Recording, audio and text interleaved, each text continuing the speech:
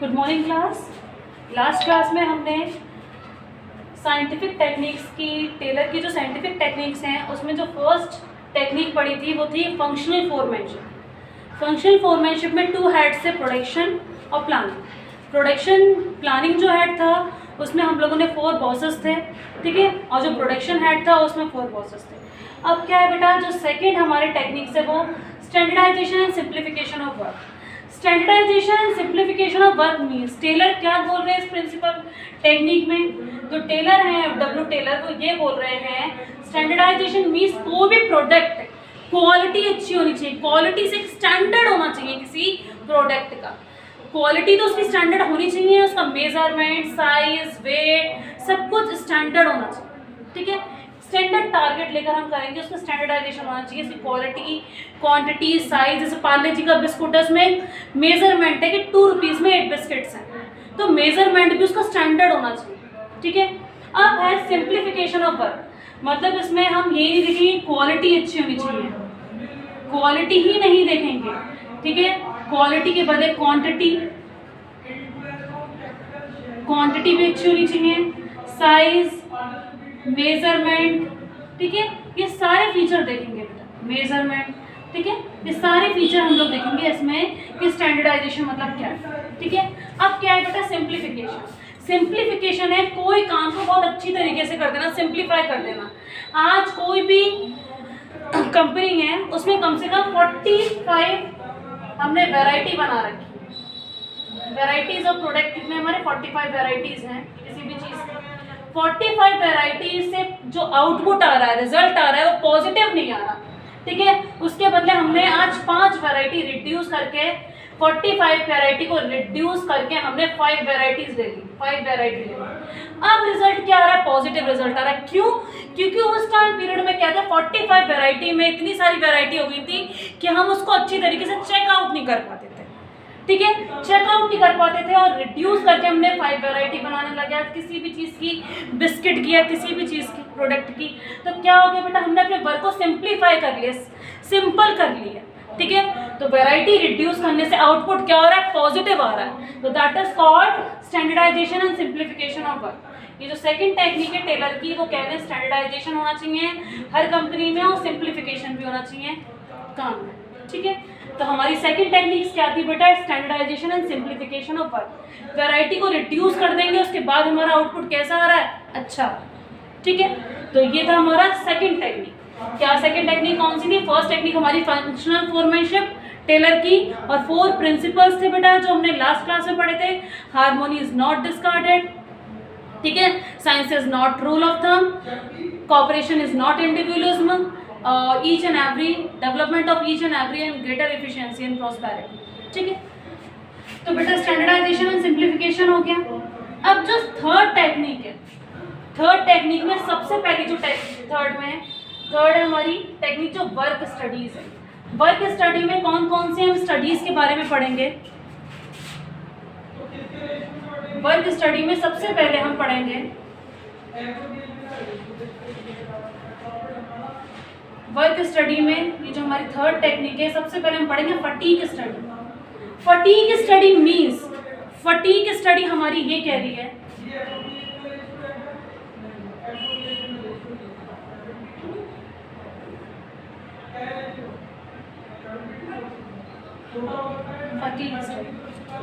Fuel, ये कह रहे हैं कि कोई भी पर्सन उसको उसके अकॉर्डिंग टाइम इंटरवल नहीं देना चाहिए, ठीक है। ये तो हम लोग डिसाइड करेंगे कि कितने टाइम बाद वो वर्कर, उसका टाइम इंटरवल हम नोट करेंगे, कितने देर के बाद उसको इंटरवल चाहिए, और कितने देर के बाद उसको इंटरवल, कितने देर का इंटरवल चाहिए, रेस्ट इंटरवल का टाइम पीरियड देखेंगे कि कितने देर का उसको चाहिए, और कितने देर बाद वो फ्रेशन अप हो जाता है, ठीक है। तो फ्यूल कह रहे हैं कि किसी भी वर्कर को उसके अकॉर्डिंग हमें छुट्टी या उसको रेस्ट इंटरवल नहीं देना चाहिए, हमें अपने अकॉर्डिंग उसका एक टाइम स्टॉप वॉच लेके हमें उसका टाइम एक मेजर करना चाहिए, कितने टाइम बाद उसको रेस्ट इंटरवल की नीड है, और कितने टाइम बाद वो फ्रेशन अप हो जाता है, और कितने रेस्ट इंटरवल की जरूरत है।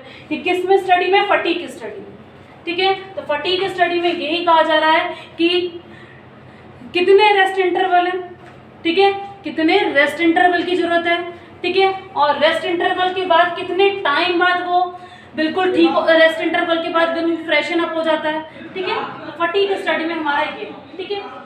जो सेकंड स्टडी है वो है हमारी मेथड स्टडी। मेथड स्टडी में बेटा हम लोग टेलर ये कह रहे हैं, मेथड स्टडी में बहुत सारे मेथड होते हैं बेटा। कोई भी चीज़ में हमने कोई भी प्रोडक्शन कर रहे हैं तो बहुत सारे हमारे पास चीज़ें हैं कि हम प्रोडक्शन इससे भी कर सकते हैं, उससे भी कर सकते हैं, इससे भी कर सकते हैं, इससे भी। तो बेस्ट वन कौन सा मेथड है? तो बार बार हर मेथड को हम अप्लाई करके देखेंगे, एवल्यूट करके देखेंगे कि करना क्या है हमें, तभी हमें पता चलेगा बेटा सबसे बेस्ट मेथड कौन सा है। अगर हम मेथड अप्लाई नहीं करेंगे तो टेलर क्या कह रहा है? टेलर बार बार कह रहा है कि select best alternative, select best alternative, ठीक है।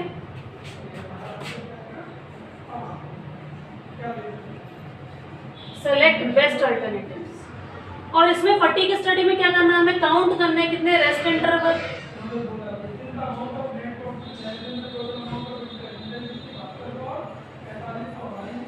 और कितने टाइम बाद हमें देना है, ठीक है।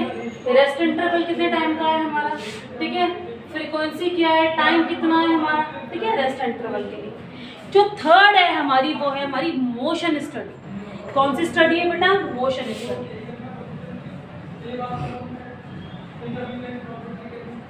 मोशन स्टडी, मोशन स्टडी में हम लोग देखते हैं जैसे कि आज हम कहीं भी जा रहे हैं तो प्रोडक्टिव और अनप्रोडक्टिव मूवमेंट, प्रोडक्टिव मूवमेंट वो मूवमेंट जहां पर जिसमें प्रोडक्शन हो रहा है, अनप्रोडक्टिव मतलब वेस्टफुल, ठीक है। अनप्रोडक्टिव मूवमेंट को बिल्कुल कट कर दो, that is called motion studies. Unproductive movement नहीं होने चाहिए हमारी ऑर्गेनाइजेशन में, ठीक है। एलिमिनेट कर दो, eliminated unwasteful activities and unproductive movement, ठीक है। तो इसमें क्या है? एलिमिनेटिंग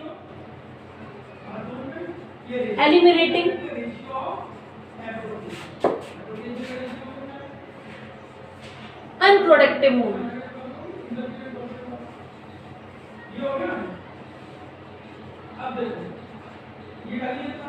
एलिमिनेटिंग अनप्रोडक्टिव मूवमेंट, ठीक है। तो बेटा क्या है इसमें देखने को मिला मोशन स्टडी में? Eliminating unproductive movement. तो डी हमारा क्या है? डी हमारा फटीग, पहले फटीग स्टडी था, मेथड स्टडी था, मोशन स्टडी था। उसके बाद बेटा जो भी हम पढ़ेंगे कौन सा वर्क स्टडी में सबसे, उसके बाद कौन सा है बेटा? Time study. टाइम स्टडी से हम लोग को क्या सीखने को मिलता है? टाइम स्टडी से हम लोग को ये सीखने को मिलता है कि हमें कितना मतलब कितने वर्कर्स हैं वो टाइम पे काम पूरा करके दे रहे हैं, ठीक है। कितने वर्कर हमारा टाइम पे काम पूरा करके दे रहे हैं, कितने नहीं करके दे रहे हैं। जो वर्कर काम पूरा करके दे रहे हैं टाइम पे तो वो इफिशिएंट वर्कर है, और जो नहीं दे रहे वो इनइफिशिएंट वर्कर की कैटेगरीज में आ जाए, ठीक है। तो जो इनइफिशिएंट वर्कर होगा तो वो अच्छा काम करेगा और वो क्या सोचेगा कि मैं उस कैटेगरीज में आ जाऊं। तो हम दो कैटेगरीज में डिवाइड कर देंगे, efficient worker and non efficient worker. तो टाइम स्टडी में हम लोग यही पढ़ेंगे कि कौन इफिशिएंट वर्कर है, इफिशिएंट वर्कर है, और कौन अनइफिशिएंट वर्कर है, इनइफिशिएंट वर्कर है, ठीक है।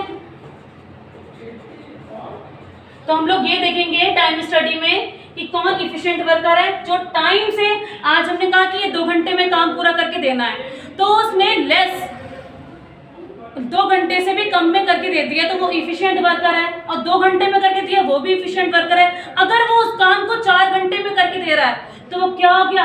इनइफिशिएंट वर्कर, ठीक है। तो बेटा वर्क स्टडी जो हमारी स्टडी है, थर्ड जो टेक्निक है उसमें 4 टाइप की स्टडी पढ़ी गई है। फटीग स्टडी जो कि हम देखेंगे कि कितने टाइम बाद, कितने टाइम का हमें रेस्ट इंटरवल चाहिए, ठीक है, कितने टाइम के लिए हमें ब्रेक चाहिए, ठीक है। टेलर बोल रहे हैं बार बार कितने टाइम का हम ड्यूरेशन देखेंगे, कितने टाइम का उसको रेस्ट इंटरवल चाहिए। मेथड स्टडी में हम लोग देखेंगे कि सेलेक्ट करेंगे बेस्ट अल्टरनेटिव, ठीक है, और मोशन स्टडी में हम एलिमिनेट कर देंगे अनप्रोडक्टिव मूवमेंट, ठीक है। टाइम स्टडी में हम देखेंगे कौन इफिशिएंट वर्कर है और कौन इनइफिशिएंट वर्कर है, ठीक है बेटा, ठीक है बेटा। तो वर्क स्टडी में हम लोगों ने क्या क्या देखा कि फटीग स्टडी है, फटीग स्टडी में हम लोगों ने देखा कि कितने टाइम का रेस्ट इंटरवल चाहिए, ब्रेक कितने टाइम का चाहिए, ठीक है, ब्रेक, ठीक है, ठीक है, कितने टाइम का, ये हम लोग खुद डिसाइड नहीं करेगा, हमारा फ्यूल बोल रहे हैं कि खुद हम उनको हमारे टेलर जो है वो बोल रहे हैं बार बार कि हम ये खुद डिसाइड करेंगे कि हम वर्कर को कितने टाइम का रेस्ट इंटरवल दें, ठीक है, और हम ये खुद डिसाइड करेंगे कि कितनी देर बाद वो बिल्कुल फ्रेशन अप हो जाता है, ये चेकआउट करेंगे हम खुद, उसकी मन मर्जी से नहीं देंगे, मन मर्जी से देंगे तो वो अपने अकॉर्डिंग करेगा, ठीक है। फिर मेथड स्टडी में क्या है, बहुत सारे अल्टरनेटिव होते हैं, जैसे कि हमें 10% सेल को बढ़ाना है, 10% को सेल बढ़ाने के लिए हम डोर टू डोर सेल करेंगे, एडवर्टाइजमेंट करेंगे, वटएवर कुछ भी करेंगे, ठीक है, कुछ भी करें तो बेटा हमें क्या करना है, बेस्ट अल्टरनेटिव सेलेक्ट करना है, सब अल्टरनेटिव को एवेल्यूट करके देखना है कि सबसे बेस्ट कौन सा, ठीक है। फिर क्या है बेटा, मोशन स्टडी, मोशन स्टडी में हमें एलिमिनेट करने हैं जो भी अनप्रोडक्टिव मूवमेंट है, unproductive movement in the sense जिससे कोई प्रोडक्शन नहीं हो रहा है, ठीक है, उस मूवमेंट को हमें क्या करना है, एलिमिनेट कर देना, ठीक है। फिर क्या है, टाइम स्टडी, टाइम स्टडी में हम लोग ये पढ़ेंगे कि हमने कोई टारगेट दिया कि आपको ये 2 आवर्स में कंप्लीट करके काम देना है, ठीक है, कंप्लीट करके देना है, तो बेटा जो वर्कर्स 2 घंटे से पहले कर लेंगे, ठीक है, वो भी इफिशिएंट वर्कर है, ठीक है, टाइम पे काम पूरा कराएगा, 2 घंटे में कर रहे हैं वो भी इफिशिएंट वर्कर है, और जो नहीं कर रहे हैं 3 घंटे में काम कर रहे हैं वो इनइफिशिएंट वर्कर की कैटेगरीज में आ जाएंगे। तो इसमें ये होगा कि इनइफिशिएंट वर्कर अपनी कैटेगरी को चेंज करने के लिए काम टाइम से पूरा करेगा, ठीक है। तो ये वर्क स्टडी में बेटा ये 4 पॉइंट थे हमारे, ठीक है बेटा।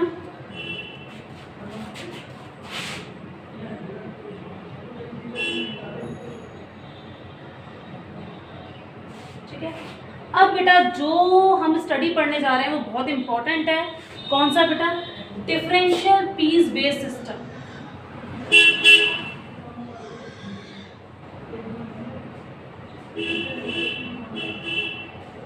डिफरेंशियल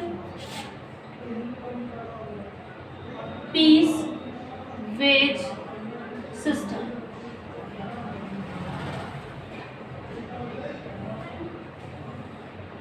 ठीक है बेटा।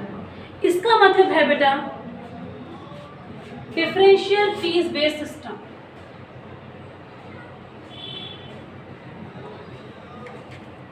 Differential piece based system means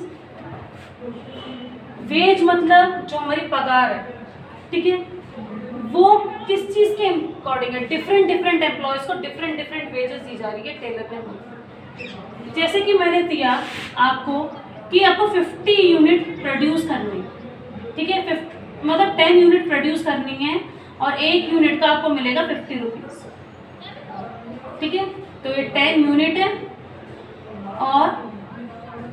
और ये 50 रुपीज़, 10 यूनिट प्रोड्यूस करनी है 50 रुपीज़, तो 500 रुपये मिले इस वर्कर को मिल रहा। अगर बेटा आपने 12 यूनिट प्रोड्यूस करी है तो आपको 50 के हिसाब से नहीं मिलेंगे, किसके हिसाब से मिलेंगे, 60 के हिसाब से, ठीक है। और आपने 8 यूनिट प्रोड्यूस करी है तो आपको 40 के हिसाब से मिलेंगे। तो बेटा ये है डिफरेंशियल पीस बेस्ड सिस्टम, ठीक है। जो अच्छा कर रहा है, जो 10 यूनिट ज़्यादा प्रोड्यूस कर रहा है 2 यूनिट, उसको 60 के हिसाब से मिल रहे हैं, और 8 यूनिट प्रोड्यूस कर रहा है, कम कर रहा है, उसको 40 के हिसाब से मिल रहा है। That is called differential piece based system, ठीक है। तो अगर हम 12 के हिसाब से करेंगे तो बेटा कितना हो गया, कितना हो गया बेटा, 12 5 जा हमारा हो गया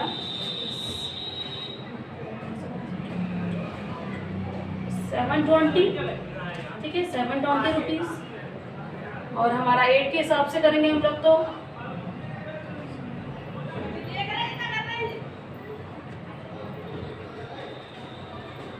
ठीक है बेटा,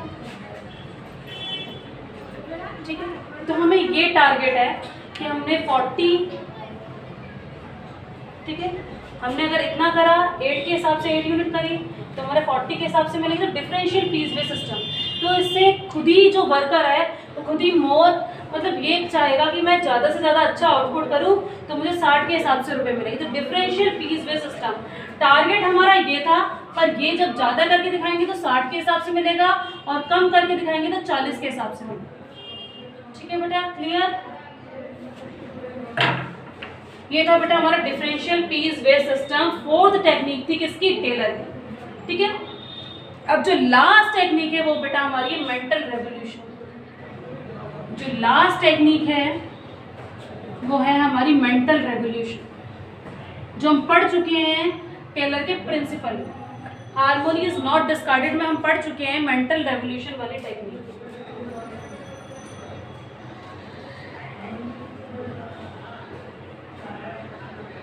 मेंटल रेवोल्यूशन मतलब जो फिफ्थ टेक्निक है मेंटल रेवोल्यूशन मतलब है बेटा हमें अपना एटीट्यूड चेंज करना चाहिए। हमें अपना एटीट्यूड, दो ग्रुप होते हैं बेटा, मैनेजमेंट पार्ट और वर्कर्स।